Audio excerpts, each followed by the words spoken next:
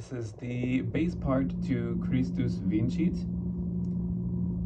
The 11-bar rest happens first, and then we all come in unison. So all voices singing what looks like the soprano line would just be brought down an octave for male voices. After the first iteration of the Christus Vincit, etc., then it splits into parts. And at that point, the bass still starts, it's not super low, it starts on G, the higher G on the staff. So we'll go over the melody, and then we'll split the parts. Here we go, starting at the 12th measure. Christus vincit, Christus regnat, Christus, Christus imperat. Okay, and right there. Christus vincit, Christus regnat, Christus, Christus imperat. So before we move on, let's just talk about that part, the bass part there. So one of the interesting things there is that we were able to start the second set of Christus Vincit on the same note we ended imperat on the first set, right?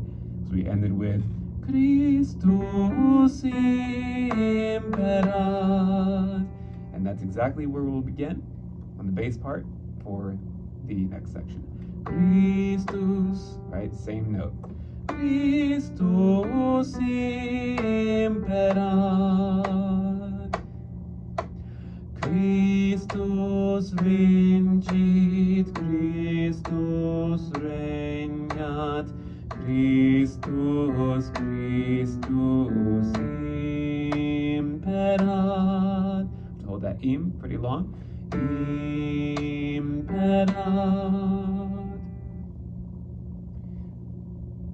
Okay, so moving on to the first chant that male voices do. It's not going to be that first one in measure 30, because that is for female voices only.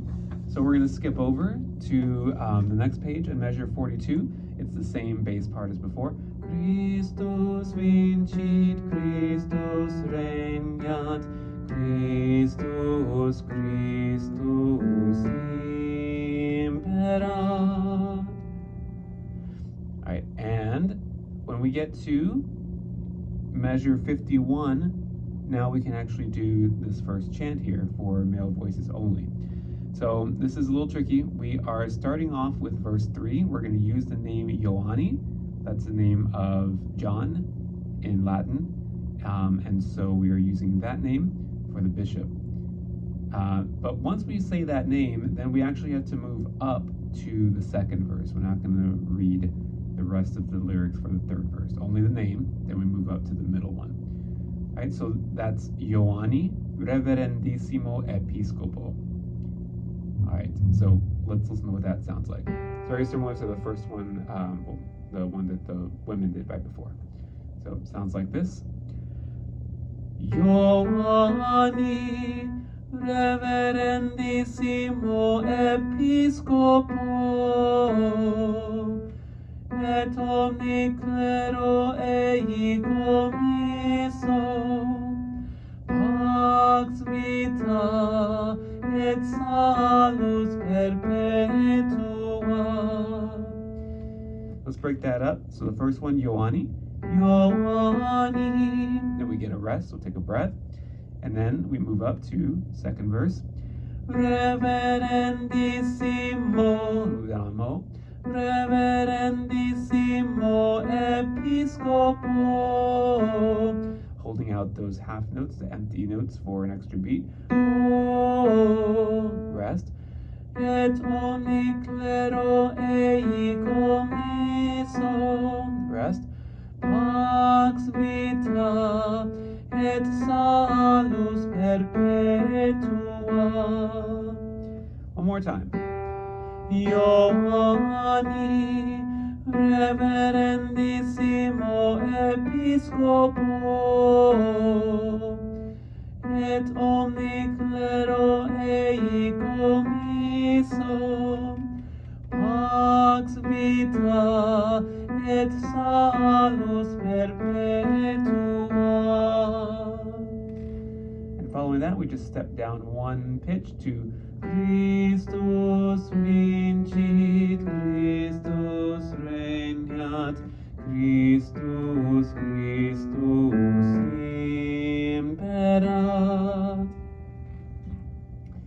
And then we're going to go on to the final chant. So this one moves us up quite a bit, way up here. Right, so let's hear what it sounds like. Tempora bona veniat. So right away, kind of high. Tempora bona veniat. Rest. Pax Christi veniat. Rest. Regnum Christi veniat. So that one we can break up into three pieces. First one before the first rest. Tempora bona veniat. Right, then our rest. Second section. Pax Christi veniat. Again. Pax Christi veniat. Rest. And the third section. Regnum Christi veniat. And down one pitch to start the next Christus. Christus vincit, Christus. Oh, I was reading the wrong part. Never mind, sorry. Christus vincit, Christus regnat, Christus, Christus imperat. Right, from there, the last Christus is actually unison. So we're going to come back up from here to here. Christus vincit, Christus regnat, Christus, Christus imperat. So on that very last imperat, it does split apart into bass and tenor. However, the bass part is doing the melody. So again, you're just carrying the melody through that final iteration of Christus. Okay, and that completes the bass part to Christus vincit. Have fun practicing that.